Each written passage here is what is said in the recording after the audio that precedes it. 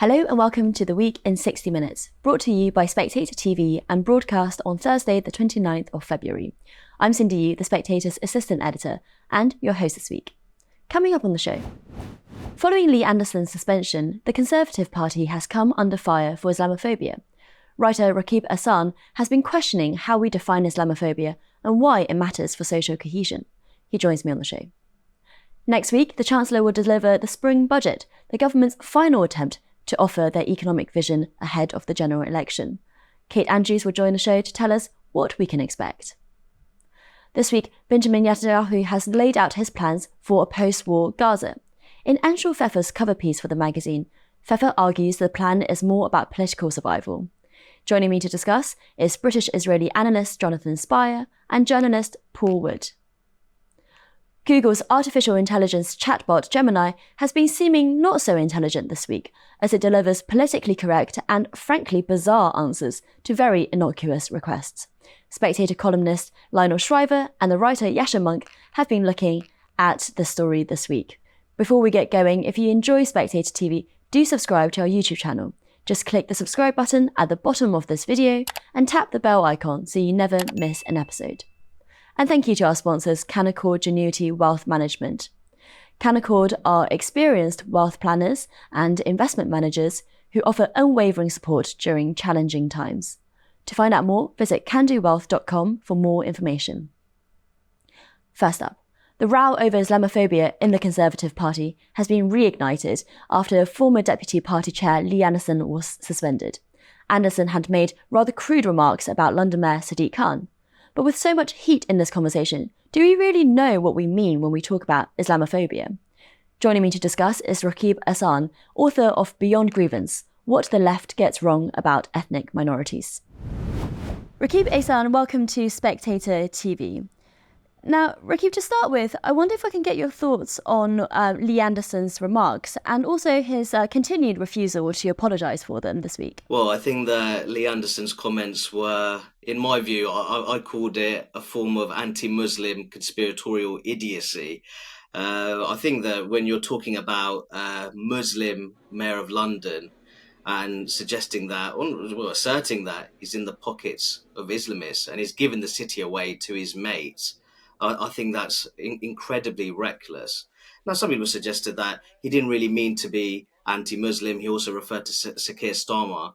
But in terms of talking about giving the city away to his mates and ultimately being in the pockets of Islamists, I'd have to say, Cindy, if I was an Islamist in control of Sadiq Khan, I'd be asking for a refund. This is someone who indulges in various forms of LGBTQIA plus activism.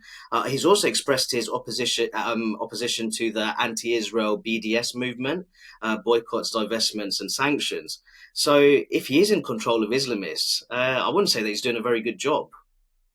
Yeah, absolutely. And some of his supporters, some of Lee Anderson's supporters, that is, have said that, well, these are just comments that Suella Braverman has also made, that actually there is this general almost exemption given to people who are pro-Palestine. But I think the problem here is that Lee Anderson suggested that Sadiq Khan was somehow friendly with them, and possibly because he was Muslim rather than anything else. Rakib, has ignited this whole broader debate, reignited, I should say, this whole broader debate about Islamophobia, what it really means. Labour is accusing the Tories of being institutionally Islamophobic for not adopting this definition that other parties have adopted. But can you just update us? What is this definition? Where did it come from? So this is a working definition which was produced by the APPG British Muslims, and is ultimately looking to provide a working definition for so-called Islamophobia. Now, Cindy, I have a bit of a problem with the term Islamophobia. I much prefer the term anti-Muslim prejudice, because I think that the term Islamophobia in itself, it leads to, in my view, an unhelpful conflation between very real forms of anti-Muslim prejudice, anti-Muslim hatred, but also anti-Muslim prejudice in spheres of British life, such as the labour market, private rented housing, conflates that with, in my view, perfectly legitimate criticisms of religious ideology. And I don't think there's any religious belief system which should be insulated from criticism in a mature liberal democracy. And I think that was one of my main issues with this working definition. Now, I think there's actually an opportunity here for the UK government to develop and establish a solid definition of anti-Muslim prejudice. Now, that could challenge and combat common generalizations, unhelpful anti-Muslim generalizations, such as holding British Muslims collectively responsible for the actions of Islamist terrorist organizations, theocratic regimes in the so-called Muslim world. But I also think there needs to be a definition that allows for intellectual openness. Now, what I mean by that is when we're looking at how people feel about the UK, how do they feel about other countries? Is their religious identity stronger than their British national identity? I think we should be entitled to explore those issues, especially from a social cohesion perspective. And I'd make this point, Cindy, that this Islamophobia definition that I do have an issue with, it was modelled on the IHRA definition of anti-Semitism. Now, I do think it's intellectually inconsistent to be very critical of the Islamophobia definition, but be largely uncritical of that IHRA definition of anti-Semitism. I think there's areas within both of those definitions that could be tightened in the name of clarity. Tell us more. What is the anti-Semitism definition, and why do you think that has its limits as well? Indeed. So I think that when you're looking at the IHRA definition of anti-Semitism, I'll give you one example. It suggests that a form of anti-Semitism is claiming that the existence of Israel is a racist endeavor. Now, for me, I think that there's certain policies, especially when it comes to the introduction and establishment of settlements in the West Bank, and that includes the arming of those settlements by the Israeli government. In my view, it'd be very difficult to argue that's not a racist endeavor, especially if that leads to dispossession and the displacement of Palestinian people.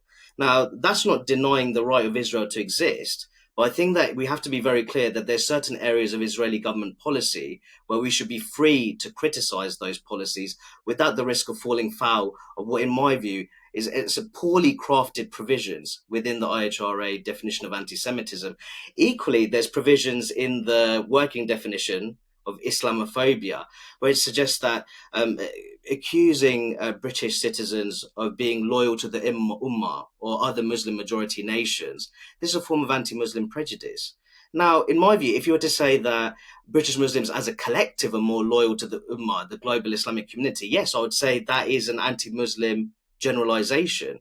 But if you're saying that there's certain British citizens and indeed politicians who may be more interested in the politics of Muslim majority nations, they may be prioritizing the national interest of Muslim majority countries or a global Islamic community over British national interest. Now, I think you should be free to make those criticisms, of course, as long as you have the evidence to back it up. And you've made the point as well that some British Muslims think that about other British Muslims too. Absolutely. Now, I think that one of the main problems with me, in terms of both definitions, is this idea of there's a Jewish community in the UK, there's a Muslim community in the UK. And I think that overlooks a great deal of ideological diversity within both religious communities. British Muslims are not a monolithic, homogenous bloc by any stretch of the imagination. Now, there's been polling which shows that 2 in 5 British Muslim respondents felt that their co-religionists in the UK tended to be more loyal to Saudi Arabia, which contains the holy cities of Mecca and Medina, than to the UK. Now, are we seriously suggesting that those British Muslim respondents are guilty of Islamophobia? That'd be a very bizarre take in my view. Yeah, so I understand where you're coming from, Rakib. You're saying that criticism of Israel, criticism of Islam, these kind of political structures or ideological structures shouldn't be taken to be discriminatory as long as you're not anti-Jewish people, anti-Muslim people. Absolutely. So what do you make of politicians who kind of muddy the waters then by, using this as a bit of a political football? We've got a very serious problem in the UK with our model of community engagement. All too often, our British state model of community engagement, especially in relation to the British Muslim population, has been responsible for sidelining anti-Islamist British Muslims, moderate, in my view, sensible voices. And all too often, it's offered vocal identitarian, assertive tribalists with the regular seat at the policy table. And to be honest, I think that's reflected in the list of community consultation participants in the APPG British Muslim report on this working definition of Islamophobia. So I think we need a more inclusive approach to community engagement, because at the moment, the current model tends to empower actors who, in my view, tend to prioritise tribal interests over the common good. I also feel like the community discussion around multiculturalism in this country kind of overlooks the tensions that might exist between minorities as well. I mean, we're still a kind of white majority country where the white people still have the majority of the influence in conversations like these. And so all they see is basically white people versus minorities. But actually, between minorities, there are a lot of history, baggage, tensions that people don't feel like they're capable of talking about. Indeed, what you've referred to there is a very simplistic view of how social relations work in modern Britain. In fact, some of the sharpest social and political tensions are between and within ethnic and religious minorities. It doesn't involve the largely irreligious, white and secularized white British mainstream at all. And I think that was one of the main issues with the working definition of Islamophobia. Framing British Muslims as some kind of singular community, what it does there is that, in a way, it portrays British Muslims as some sort of victimized monolithic bloc, but also serves to conceal very real forms of internal discrimination and prejudice. Could be potentially between denominations within the British Muslim population. So I think that any workable, solid definition of anti-Muslim prejudice has to acknowledge the fact that the term British Muslim community is deeply unhelpful and serves to mask very real forms of sectarianism within British Muslim communities. Rakib Ehsan, that's so interesting. Thank you so much for joining Spectator TV. Next, what can we expect in Wednesday's spring budget? The Chancellor will lay out his plans for the economy, and this may be his party's last opportunity before the election. But could anything shift the polls at this rate? Kate Andrews is with me now. Kate, welcome to Spectator TV. Now, what can we expect in next week's budget? Do you think there's going to be any red meat? So I think there will be some kind of tax cut, and it wouldn't be surprising if there were some kind of surprise, a rabbit pulled out of the hat. The government does like to do that, but I think what's becoming quite clear is what the government expected to be able to deliver. It's not going to be able to deliver. So throughout the summer last year, there were big debates amongst the Tory party. Should we go for a big income tax cut in the March budget, or should we do something like slashing inheritance tax to really make a conservative statement? Even at the start of this year, you had both Rishi Sunak and Jeremy Hunt on the same Sunday in different papers coming out with comment pieces saying, you are going to see a big tax cutting agenda. This is a Tory party that wants to cut tax. I think Jeremy Hunt's been looking at the numbers and realized that they don't quite add up to that narrative. And what we are now hearing is perhaps don't expect an income tax cut. Perhaps don't expect something major like that. He might continue that trajectory he started in the autumn statement to reduce employee national insurance, perhaps by another penny. What's also quite clear is that he almost certainly had more money in the autumn statement than he's going to have now. So that's going to feel like the bigger tax cut. Of course, that had very little impact on the polls. He may not be able to offer up anywhere near as much. People are estimating between 10 to 20 billion pounds of fiscal headroom. It takes 7 billion pounds to take a penny off income tax. He just doesn't have a lot of scope at the moment. So what's changed then between now and then? Well, I think that there's probably been some big debates going on about how much public spending can you realistically say you're going to cut or simply not match with inflation before people start to say this is incredible, this isn't going to happen. And that already started happening during the autumn statement. The Office for Budget Responsibility estimated about a £19 billion black hole in the next parliament around public spending. People said, are the Tories or Labour really going to cut that much? A lot of Tories would argue you can make that up through efficiency gains. I think some people in the Labour Party might even say, look, the number might not be that big, but there are huge questions around whether or not you can really pay for these tax cuts by just saying you're not going to increase public spending. Of course, the Tory party also does like to spend money, and it's made its own commitments to the NHS workforce plan, to extended free childcare. All of these things add up too. And ultimately, the state of the public finances just isn't very good. The Institute for Fiscal Studies did its pre-budget briefing earlier this week, and they said, look, you've heard a lot of good news recently that expected borrowing is down by about £11 billion. It's still £60 billion higher than when Rishi Sunak did his last budget as Chancellor. We've heard good news that the payments for servicing the debt are down about £10 billion. Still £55 billion higher than what we thought it was going to be in March 2020 when interest rates were on the floor. We owe a lot of money. There's a lot of money that you have to account for. It is a difficult time unless you're really willing to look at the spending side of the ledger to meaningfully cut tax. And no party wants to do that going into an election. They want to offer up the tax cuts, but they don't want to say, and we're going to slash public spending to do it. Because politics is so much of all of this as well, isn't it? Because when it comes to inheritance tax, they were shying away from cutting that because of the political optics. Is that right? Yeah, I think that is right. And I mean, this has been an ongoing debate in the Tory party, and you will meet a lot of ministers, a lot of former ministers who will say things like inheritance tax is what you cut if you want to show that you are a conservative government with conservative values. But then you'll meet a lot of other Tories who say, well, we want to be the party of workers. We should be focusing on income tax cuts. I think the income tax side did win the day. I think there were especially concerns around the optics of Rishi Sunak, in particular, cutting inheritance tax. I think there, it was just thought that this was not the appropriate time to do it, especially during a cost of living crisis, that it just wasn't, might be something they'd like to do in another parliament, but that this simply wasn't the priority.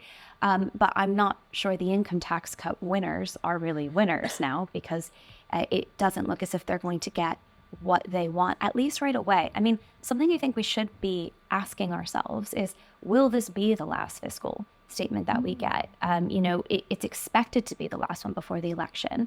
But if the public finances start to look a bit better, if things start to pick up, could we see the Tory government trying to announce more tax cuts later on in the year, right before summer recess, right after?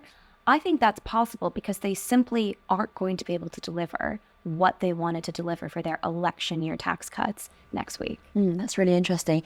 Now, there's this report today from the Financial Times that Jeremy Hunt is considering scrapping non-dom status. Tell us about that. Is that possible? Well, it is possible. It may well be something that the Chancellor is considering. It would be odd, given the fact that the Tory party has been pushing back against the Labour Party. If they were to do something like this, it would be political. It would be to steal one of Labour's committed tax ideas.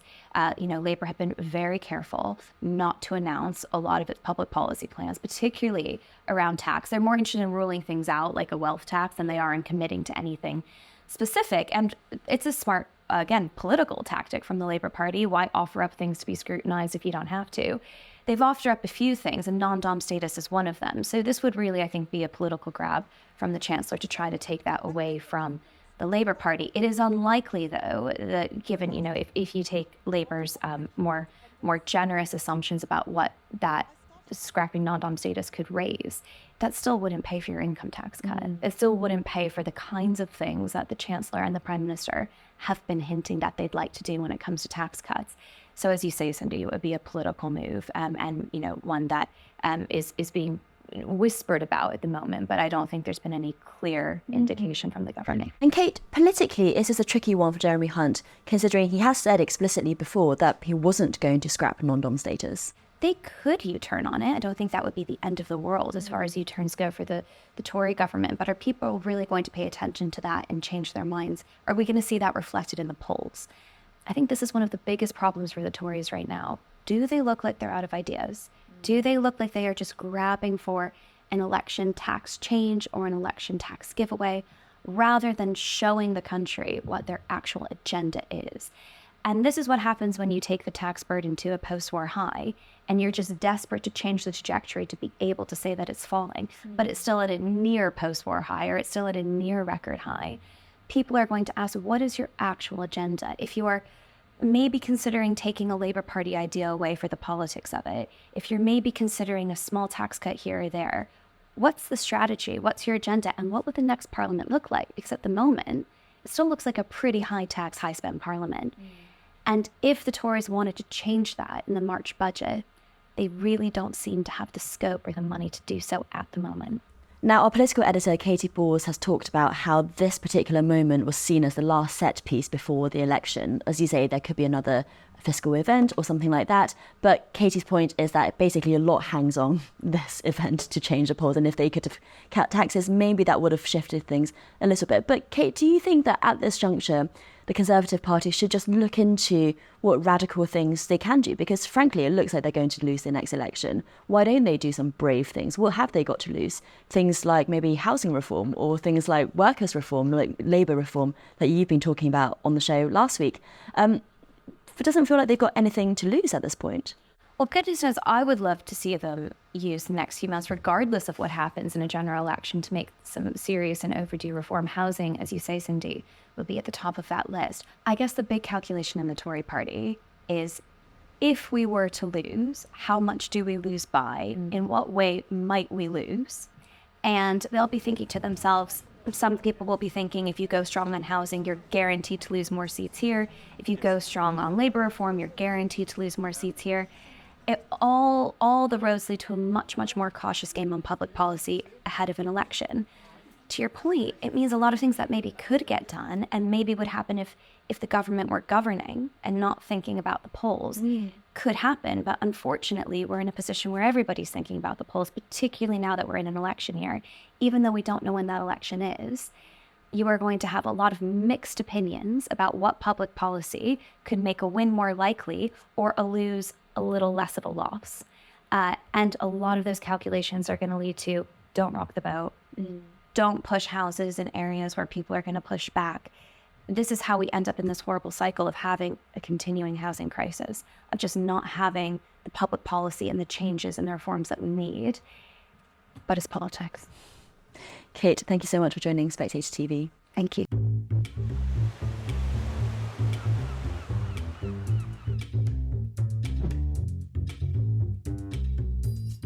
Hello and welcome to Women with Balls, where I, Katie, will speak to today's trailblazers.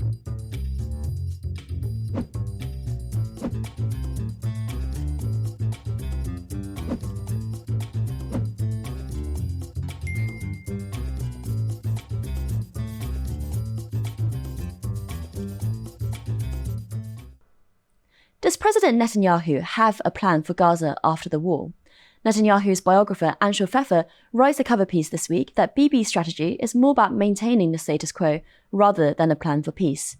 So is Netanyahu simply focused on his own political survival? Joining me to discuss is journalist Jonathan Spire and Spectator contributor Paul Wood. Jonathan and Paul, welcome to Spectator TV. Now, Jonathan, to start with, can you tell us about Netanyahu's day after Hamas plan and what do you make of it? Yes, well, my sense of the plan, at least, is it's basically a reiteration of known and existing Israeli positions since the beginning of the war. So such examples as continuing the fight until Hamas and Islamic Jihad military capability and Hamas governance is destroyed, the establishment of a buffer zone, the notion of an indefinite or open-ended Israeli security presence in the Gaza Strip were all known, and this is a kind of codification of them. At the same time, I think that there's a couple of notable absences which I think point to the presence of political considerations on Netanyahu's part, specifically, of course, the issue of preserving his cabinet intact. One is that the statement does not either endorse or overtly reject any presence of the Palestinian Authority in post-war arrangements in Gaza. And the second is, of course, the statement does not either endorse or overtly reject the issue of Jewish resettlement in Gaza. So these are kind of winks, in a way, one to the centrist element in his cabinet, Gantz and Eisenkot regarding the PLO, one to the far-right presence in his cabinet, Ben-Gvir and Smotrich. So I think those would be my immediate thoughts regarding the plan. Paul, I'm keen to get your thoughts as well as what you think about the realistic practicalities of some of these points, such as a permanent disarmament of Gaza. Is that even possible? Well, permanent disarmament of Gaza is just restating the war aim of utterly destroying and disarming all the armed groups in Gaza. It's a recipe for permanent war, which is another way of saying a recipe for keeping Mr. Netanyahu permanently in office, because as soon as the war stops and they have elections, he's vastly unpopular in Israel.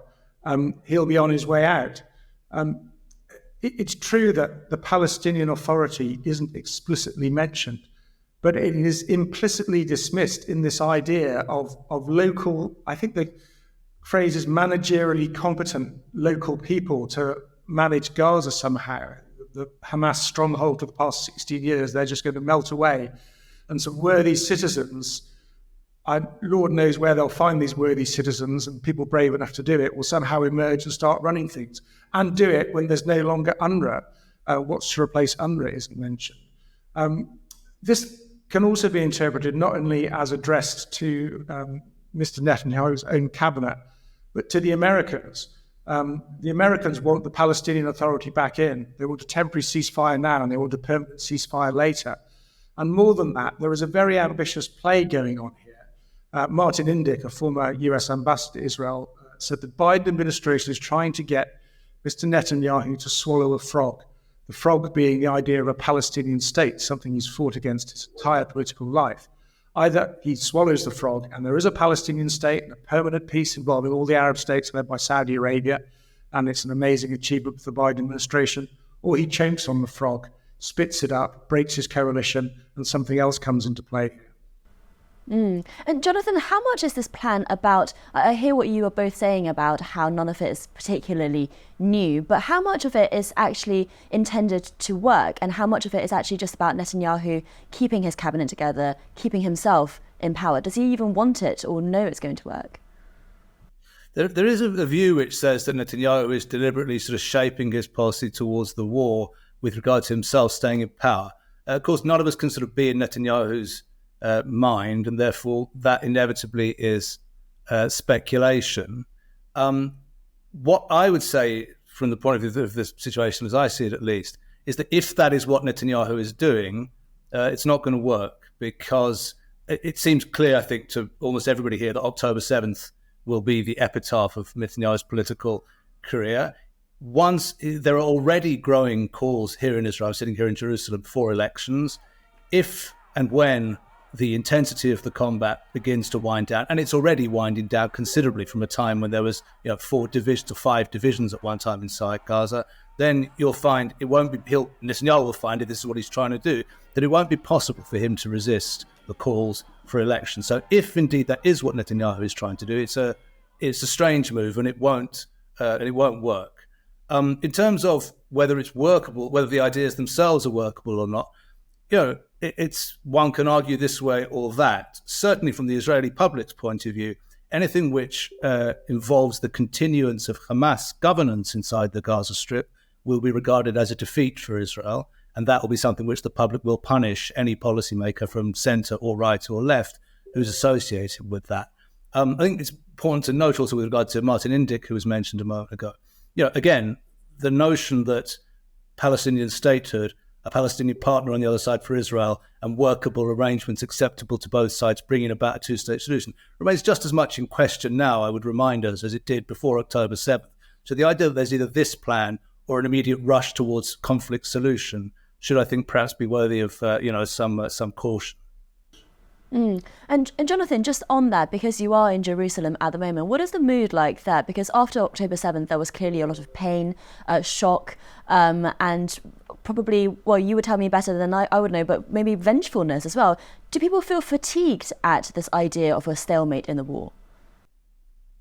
I don't think there's exactly a feeling of fatigue. I think the issue of the hostages with regard to public sort of consciousness and concerns is very much front and centre. I do think that, if you look at also at the mainstream TV channels and much of the sort of public discussion, the hostages and their fate are very much front and centre. The other thing to be borne in mind in terms of public perceptions right now, and this is also just in terms of recent days, is that there's increasing concern regarding the north. That is to say, the Israel-Lebanon border and the prospects of very sharp escalation between Israel and Hezbollah in Lebanon in the days ahead. Just in recent days, we saw Israel, hitting the furthest it had hit into Lebanon, actually since the 2006 war, striking a target in Baalbek, fully 75 kilometers from Israel's border, and then Hezbollah hitting back, targeting a military center in Mount Meron. So there is a sense that of very possible escalation in the north. So those two issues, I think, hostages and escalation in the north, are very much front and center in terms of public discussion at the present time. And the fighting in Gaza, because the intensity of the fighting and therefore the Israeli losses in Gaza, and also the intensity of Hamas rocket fire on Israeli targets, depleting as Hamas's military capacity depletes inside Gaza, have all been sort of down in recent weeks actually now. And that to some degree has therefore lessened the focus on events inside the Gaza Strip in terms of Israeli public discussion. Paul, what's your read on the situation on the border with Lebanon? Do you think that escalation is likely or possible? I don't think likely, because Hezbollah appears not to want to escalate. Sheikh Nasrallah, the leader of Hezbollah, gave a very measured and balanced speech about 6 weeks ago in which he clearly was not frothing at the mouth for war. He takes his orders from Tehran, so it appears that Iran, while wanting to keep the pressure up on Israel, doesn't want a wider war. Of course, there is always room for miscalculation. Let's not forget how a very minor clash on the border in 2006 spiraled into a full-scale war, 38-day war, very quickly. This time around, according to Israeli estimates anyway, Hezbollah has 150,000 plus medium-range or long-range accurate rockets, long-range mortars, things that can hit Tel Aviv. And as the Israelis always say, Israel can only lose one war. So I don't think it's likely. Nevertheless, it shouldn't be discounted. I think far more likely is something that Britain and the United States learned to their cost in both Iraq and Afghanistan, which is that you can win, you can triumph militarily, you can lose politically. And you're seeing a steady erosion of international support for Israel. 1.5% of Palestinians in Gaza, 30,000 people have been killed. How many are fighters, how many civilians, I don't know, but certainly looks very bad for Israel. One British politician called it a killing frenzy. So if Israel's international legitimacy is eroded, if some kind of political deal is forced on an Israeli government, all of these are ways that Israel can lose in the end, despite all the moral capital they acquired on October the 7th. That is being drained away with every civilian life that is lost in Gaza. Yeah, absolutely. And Jonathan, I want to come back to you on the exit strategy in just a bit. But Paul, seeing as you've mentioned Iran, and Iran is also going to the polls this week, could that election change anything at all? What do elections really mean in that country? There are elections of a kind, but critics of the regime in Iran say that they're rigged. There has been a brutally suppressed and so far unsuccessful street protest, which has been continuing on and off the past 18 months. Iran always seems to be on the point of change, but nothing ever seems to happen. The people who call the shots, the senior religious figures in Iran, they're not changing. I don't suppose the policy will change either. But there's always the unexpected, the strategic shock. It's a region which is a tinderbox. Everybody's making these calculations. These calculations can be blown apart with one wrong move by any party. And let's not forget that Israel has nuclear weapons, which in the final analysis, who knows under what conditions they might be used. Iran is getting closer to one of those bombs. Hezbollah can rain down death from the skies over the border with Lebanon. Nobody could be complacent about what happens, elections or no elections. Yeah. And Jonathan, finally then, what is the way that Israel should be looking at in terms of its exit strategy? You know, Netanyahu and his political interests aside, as an analyst, what do you think is the way out of this? Well, in a way, I think it would go back to what we were focusing on, or you were focusing on a moment ago. My view is that the Hamas authority in Gaza needs to be seen within the broader context, which is one in which Islamic Republic of Iran has succeeded in the last decades, really, over the last 2 decades, in seeding Islamist semi-regular armies on 2 of Israel's borders, let's say in Gaza and in Lebanon, and to a degree also in Syria, with freedom of movement thence all the way back through Iraq to Iran itself. Now, this is the strategic level. And on this level, Iran is doing very well indeed. Whatever tactical gains Israel makes in terms of its military activities against Hamas in Gaza, or indeed against Hezbollah in Lebanon. And my own view is that I would like to see a little bit more of that strategic level being taken into account. That, to my view, is a situation in which Israel cannot and should not acquiesce to. The notion is that Israel is to be subjected to a kind of death by 1,000 cuts, partly through the presence of those semi-regular armies. And my view is that Israel should be thinking about ways in which it can lessen or indeed remove the presence of those long-range assets available to Iran on Israel's borders, which are being used to make life in Israel as impossible as the Iranians can manage to make it. Paul? Well, yeah, it's long been thought that Iran's strategy here is to keep Israel tied up on the northern border with Hezbollah, on the southern border with Hamas. And that's why a lot of people thought that the ultimate author of the October 7th attacks was to be found in Tehran, not in Gaza. Hamas has repudiated that idea. It wants to claim credit or responsibility for everything that happened on October the 7th. It really depends on the United States ultimately. It's quite interesting to me, the increasing public signaling from the United States that it wants the fighting in Gaza to stop. I don't know how seriously we should take that. If they really wanted the fighting to stop, they could stop sending bombs to Israel. Presumably President Biden could pick up the phone and in one call cause Israeli forces to push back. The United States knows that ultimately it's going to have to carry the can for anything that happens between Israel and Iran. And therefore, presumably, it is allowing the offensive from Gaza to go on for as long as it has, with the aim of, as Jonathan said, taking one of these tools out of the hands of the Iranian mullahs, that tool being Hamas. Paul and Jonathan, thank you so much for joining Spectator TV. And finally, Google's AI image generator Gemini has been paused after it took a commitment to diversity, well, a bit too far. Spectator columnist Lionel Shriver and Yascha Mounk, author of The Identity Trap, have been following the story. They join me now. Yascha and Lionel, welcome to Spectator TV. Now, Lionel, from the sounds of your column, you've been having a lot of fun this week with Google's Gemini chatbot, but maybe not for the reasons that its creator wanted. So tell us about what's been tickling you. Oh, well, this is the kind of fun that Google does not want you to have because it's at Google's expense. This went wild over the internet, so I am expecting that the preponderance of our well-informed readership has already encountered this story and had the same merriment that I have. Essentially, the image generator called Gemini is virtually incapable of generating pictures of white people.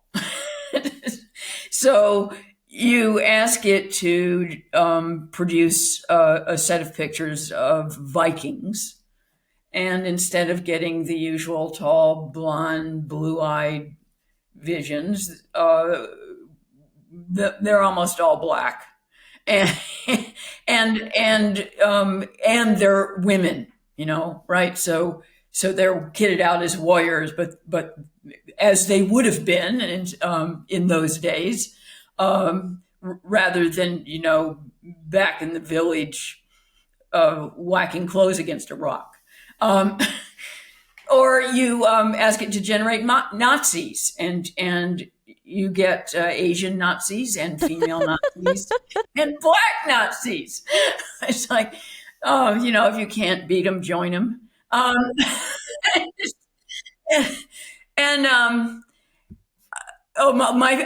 My very favorite image was someone asked it to produce a reproduction of that famous painting, Girl with a Pearl Earring. And the girl's black. and I can't do it justice because it's just the image itself is so hilarious. I just rolled on the floor.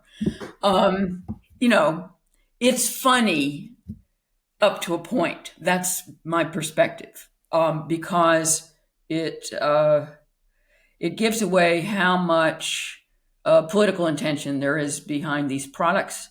And it's not a small matter because these AI chips are going to be implanted in everything. I don't remember the name of the company that just became worth something like a couple $1 trillion.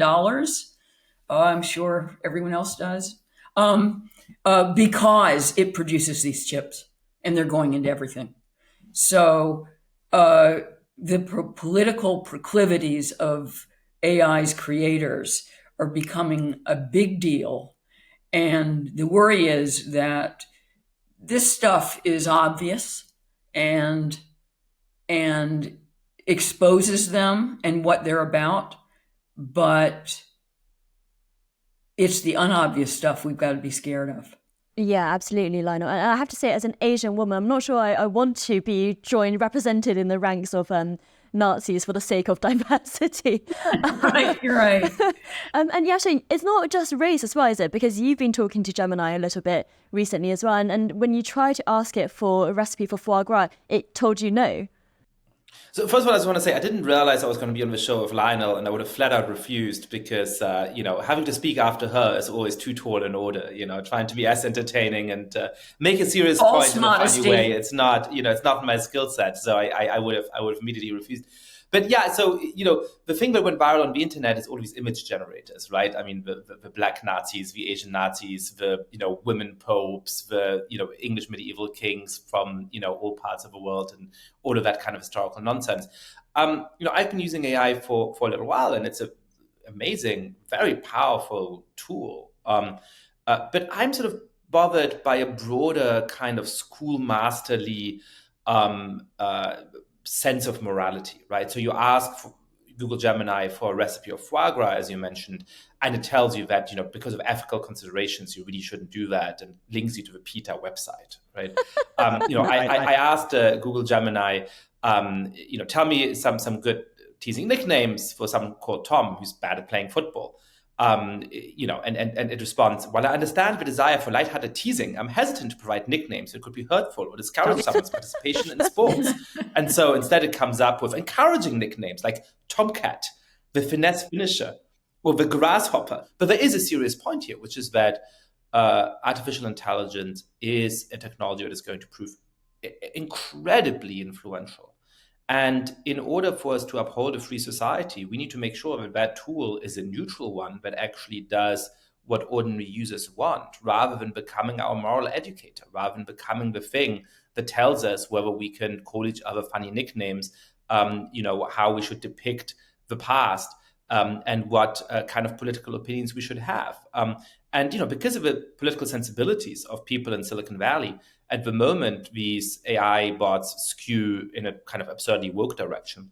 But of course, they could just as easily skew in a racist direction, just as easily skew in the direction of a worldview of Xi Jinping or of Vladimir Putin. And so I think there's a real challenge here about how we make sure that this incredibly powerful technological tool becomes something that helps to sustain free societies, rather than to lecture and hector people into following whatever worldview its creators happen to hold. Of course, this is also just part and parcel of the larger issue of censorship, which is enormous.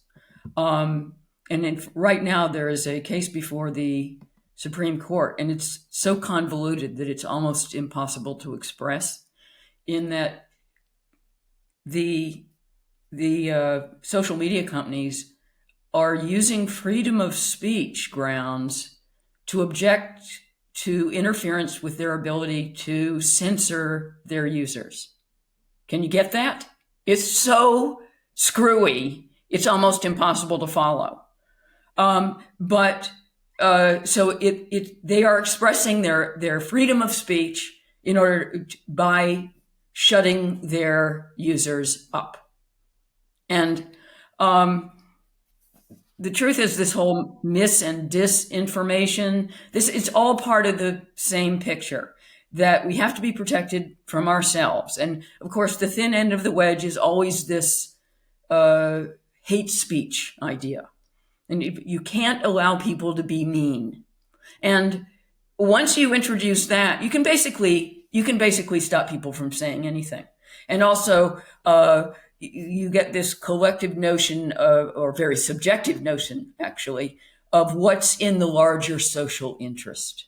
So, for example, during COVID, it wasn't in the larger social interest to question mask mandates or the vaccines, much less the vaccines. They were sacred, and you couldn't even question Tony Fauci in the States. This stuff has not gone away. It's getting worse and worse. And the AI thing is a means to install it at scale everywhere, and that's international. As someone who's from the left and of the left, I'm sort of struck by the 180-degree turn that the left has made on these issues, really within the last decade, right? So I was remembering that about 10 years ago, the big fashionable cause of a lot of the progressive left in the United States was net neutrality. Right. And the idea of net neutrality was this fear that internet service providers would favor certain kinds of content, right? That it would be faster to load, the Guardian website from the Telegraph website or something like that. And I was broadly sympathetic to the cause of net neutrality, but I remember a conversation with an old friend of mine where, I was saying, look, I mean, if they have to prioritize video content in order for people to be able to stream movies over non-video content, but don't do that it doesn't discriminate between different kinds of video content, right? But it's just that video content is going to be delivered a little bit faster. That doesn't seem the end of the world. He said, no, that's a thin end of the wedge. That's what's going to give these people in Silicon Valley the power to shape the internet in their interest, in accordance with their political views. We have to resist this sort of whole hog, right? I don't want to sort of, net neutrality is not exactly the same issue as what we're talking about today, but I was just really struck that when I talked to that same friend recently, who's now joined the Biden administration and is a relatively senior appointee within it, and I said, well, what do you think about some of these attempts to censor from the government what social media platforms are allowed to keep up on Twitter and Facebook? What do you think about some of these trends in AI and so on? He said, well, no, the real problem today is misinformation, and we got to be able to rein that in, and it's a dangerous world, and we have to make people sensible. And so, he's a very thoughtful person who I like a lot, but that kind of transformation from a genuine concern with how we keep the internet a place that empowers users to follow their own journey, to make their own decisions, to consume the content that they prefer, to this kind of manicured internet where, we decide what people can have access to and not. We exercise, influence on social media platforms to tell them what to censor. And then we make very, very sure that these new tools like AI give the right kind of answer, not the wrong kind of answer to all kinds of questions. I think it's just part of this new censorious spirit that sadly has taken over, a decent part of the left. Oh, I agree about how the left has reversed. Of course, the left has reversed on freedom of speech in general. They no longer believe in it. We can't be trusted with it because we say mean things. But the left also used to be completely paranoid about the so-called security state. And now they are the security state. And now they don't mind it so much. In fact, it's delightful. And how this reversed, I've never quite figured it out. But it is a 180. And the left has become authoritarian. So they don't have any trouble with authoritarianism as long as it's the right kind of authoritarianism. But it's a very kind of authoritarianism, Lionel, that tells people not to tease each other with mean nicknames. So, Well, it starts with that, and then it tells you whom to vote for. Right. I think it's worth pointing out that Gemini's developers, I think, probably didn't expect some of the absurd outcomes that came from the chatbot, and that's why they pulled the image generator certainly very, very quickly. And there's probably very tricky technical AI coding stuff happening behind the scenes here. But do you guys think that the part of the problem is that we're using technology much more as a source of information, as a source of news? So they're not just service providers of some kind of town square idea, but they actually generate and have the ability to censor the news. And if that is a problem, how can we tell tech tycoons to think about the content that they're putting out there when it's not really their job? Yascha? Yeah, I mean, in terms of this, Lionel referred to this important Supreme Court case that's being considered at the moment. And there is a question about how should we think of these social media platforms? Are they like traditional publishers, newspapers or magazines that are responsible for their content? If they libel somebody, you can sue them and so on. Are they a kind of town square, right? If somebody in the mall runs around with a placard saying something libelous, you can't sue the mall, right? You can sue the particular person doing that. And I just think that we need a consistent standard here. But so I think Twitter and Facebook should be allowed to choose, right? If they want to censor and decide what kind of content they carry, that is perfectly fine. They have a right as a private company to do that. But then there are traditional publishers that, like the Spectator, should be on the hook for what people say on that platform, right? The alternative is that we do give them this special exception from all of the laws that govern traditional publishers, but then they can't censor things on the basis of political viewpoint. They can censor child pornography, they can censor certain kinds of insults, right? They can say, if you just say you asshole to everybody, that's sort of unacceptable behavior, but they can then not censor on the content of the views that people express. Otherwise, they make themselves publishers that should be treated like traditional publishers. Yeah, essentially, these platforms want to eat their internet and have it too. Yeah, I think you're probably right about that, Lionel. Lionel and Yascha, thank you so much for joining Spectator TV. That's it for this week. Thanks to our sponsors, Canaccord Genuity Wealth Management. Canaccord are experienced wealth planners and investment managers who offer unwavering support during challenging times. Visit candowealth.com for more information. And once again, if you enjoy Spectator TV, do subscribe to our YouTube channel. Just click the subscribe button at the bottom of this video and tap the bell icon so you never miss an episode. Thanks again for watching and join us again next week.